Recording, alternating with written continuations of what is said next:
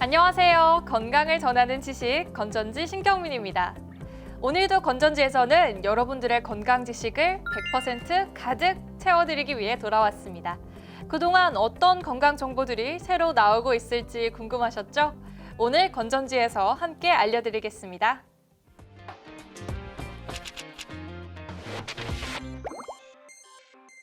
먼저 도움이 되는 제도를 알려주는 집중 건강정보 시간입니다. 첫 번째는 이 치매 국가 책임제인데요. 치매 국가 책임제 많이 들어보셨죠? 치매 문제를 국가 돌봄 차원에서 해결하겠다는 취지로 만들어진 제도입니다. 2017년부터 도입되면서 활발히 시행되고는 있지만 아직 모르시는 분들이 많아 콕 집어 알려드리겠습니다. 치매 국가 책임제가 시행되면서 지원이 확대된 것이 많은데요. 첫 번째로는 치매 가족의 의료비 부담이 완화된다는 것입니다. 중증 치매 환자의 의료비 본인 부담률이 최대 60%에서 10%로 줄어들었습니다. 또 치매 신경 인지 검사와 치매 의심 환자 MRI 검사 등 치매 검사비에 건강보험이 적용돼서 경제적 부담이 완화됐습니다. 두 번째로 경증 치매 단계에도 장기 요양보험 적용이 가능하도록 지원이 확대됐습니다. 여기서 장기 요양보험은 치매 환자에 대한 돌봄과 각종 급여를 제공해 노후 생활의 안정 그리고 가족의 부담을 덜어주는 사회보장 제도인데요.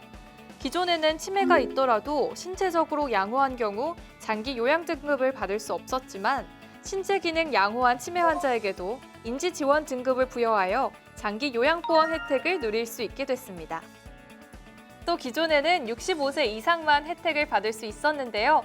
이제는 65세 미만이라 하더라도 노인성 질환을 6개월 이상 앓고 있다면 혜택을 받으실 수 있습니다. 세 번째로 치매 예방 및 치매 친화적 사회 환경 조성을 위한 노력이 있습니다. 치매 조기 진단을 위해서 인지기능장애 검사는 66세 이후부터 2년마다 실시하고 노인 신체 기능 및 생활습관 평가 등에 대해서도 검진 주기를 확대했습니다. 실종 어르신 제로 사업을 위해 치매 안심센터 지문 등록을 지원하고 실종 예방 인식표를 발급하고 있죠. 또한 치매 어르신 공공 후견 사업을 통해 치매로 의사결정이 저하된 어르신 대신 재산 관리나 의료 관련 의사결정 등을 책임질 후견인을 지원하기도 합니다. 치매 국가 책임제가 시행되면서 지원의 폭이 훨씬 넓어졌으니까요. 주변에 치매를 앓고 계셔서 걱정이 되셨던 분들이 있으시다면 이번 정보가 도움이 되셨기를 바랍니다.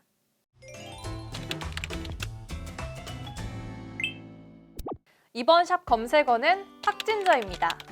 확진자는 사회적 거리 두기의 적극적인 실천으로 모임이나 행사를 자제하고 집에만 있다가 살이 확 찐 사람을 뜻하는 신조어입니다.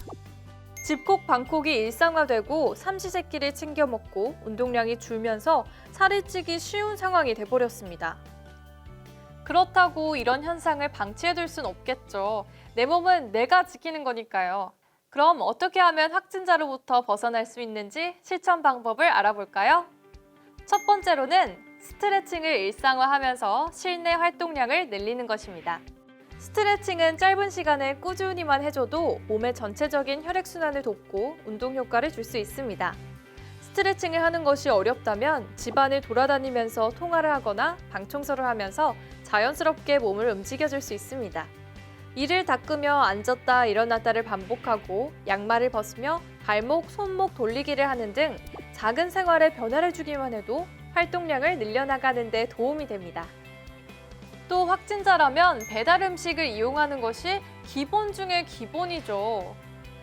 배달 음식은 자극적인 맛이 대부분이기 때문에 영양의 질이 떨어지는 경우가 많습니다. 스트레스를 받을 때 찾게 되는 이 매운맛 대신 청양고추, 양파, 부추와 같은 식재료를 활용해 건강하게 식단을 구성해보는 것도 좋겠습니다. 배달 음식과 함께 또 늘어나는 것이 있는데요. 바로 집에서 마시는 술, 홈술입니다. 편의점 업계에 따르면 올해 2월에서 3월 초 주류 판매량이 전년 동기 대비 20%에서 30% 증가했다고 합니다.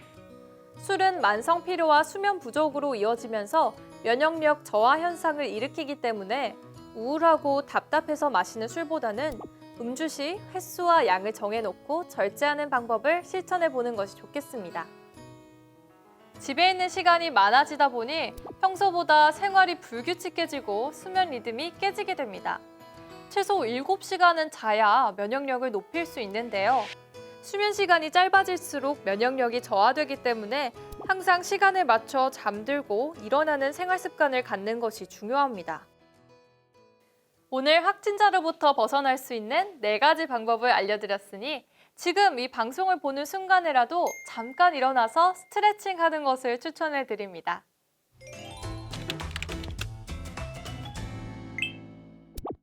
여러분, 4월 7일이 무슨 날인지 아셨나요?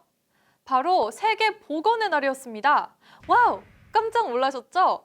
세계보건기구 WHO가 발족한 1948년 4월 7일을 기념하는 날로 우리나라의 경우 1952년 4월 7일부터 세계보건기구가 주관하는 세계보건의 날 행사 개최를 시작으로 1973년 나병의 날과 세계적십자의 날, 구강의 날 등 건강 및 보건과 관련된 기존의 기념일을 통합하여 보건복지부가 주관하는 보건의 날로 지정하였습니다. 또한 2014년 국민건강진흥법을 통해 보건의 날에 맞춰 일주간을 건강주간으로 설정하고 보건의 날 취지에 맞는 다양한 행사와 사업을 진행하고 있습니다. 세계보건기구는 세계보건의 날을 맞이해서 매년 전 세계적인 보건의 문제를 선정해서 기념하고 있는데요. 지난 5년간 어떤 주제가 있었는지 살펴볼까요? 2015년은 식품 안전을 주제로 한 식사는 천천히, 발걸음은 빠르게였고요. 2016년은 당뇨병을 주제로 한 단맛을 줄이세요, 인생이 달콤해집니다. 2017년은 우울증 예방을 주제로 한 우울하세요, 톡톡하세요. 2018년은 모두를 위한 보편적 의료 보장을 주제로 한 함께 건강하자였고요. 2019년은 1차 건강관리를 주제로 한 예방하는 건강생활, 당신의 평생 행복이었습니다. 이번 2020년 세계보건의 날은 간호사와 조산사의 해로 선정하여 간호사와 조산사가 의료 서비스를 제공하는 역할 소개에 집중하여 간호사 및 조산사의 지원 투자를 촉진하고 대중들이 감사함을 느낄 수 있도록 하는 데 의미를 둡니다. 조산사, 간호사뿐만 아니라 다양한 분야에서 의료진들이 노력을 하고 계신데요. 의료 현장에서 우리들의 건강과 생명을 위해 노력하고 희생하는 의료진들을 감사하는 마음으로 기념하는 날이었으면 좋겠습니다.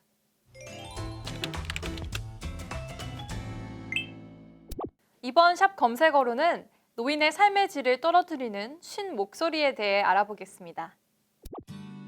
노화와 함께 생기는 목소리의 변화로 그 원인과 증상에 대한 궁금증을 풀어보겠습니다. 나이가 들면 노인성 음성이 발생하게 되는데요. 노인의 12에서 35%가 성대 기능 문제를 호소하고 있습니다. 노인성 음성의 주요 증상으로는 쉰소리와 음성 강도의 감소, 기침이 자주 나오거나 발성장애가 생기기도 하는데요. 노인성 음성의 1차 원인으로는 호두점막, 근육, 골격의 변화와 구강 타액선과 점막 점액선의 분비량 감소, 그리고 성대 윤활작용 감소로 인한 진동 문제 등이 있습니다. 쉰 목소리가 나는 노인성 음성에 다양한 질병도 의심해야 하는데요. 성대 용종, 신경성 성대마비, 그리고 기능성 음성장애가 있습니다. 또한 갑상선 기능의 문제, 대사성 질환, 그리고 자가 면역 질환 등이 있습니다.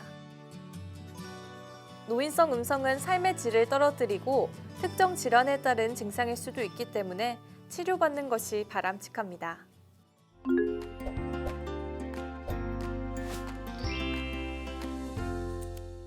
오늘의 건강 돋보기 재활의학과 전문의 김상준 원장님과 함께합니다. 안녕하세요. 예, 안녕하세요. 재활의학과 전문의 김상준입니다.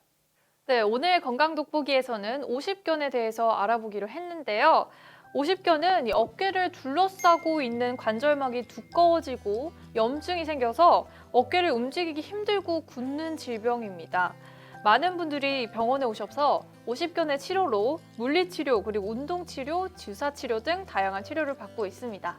그런데요, 원장님, 이 환자들이 가장 궁금해하는 것 중 하나가 지금 너무 아픈데 치료를 받으면 바로 괜찮아지는지 아니면 도대체 언제 낫는 건지 굉장히 많이 궁금해할 것 같아요.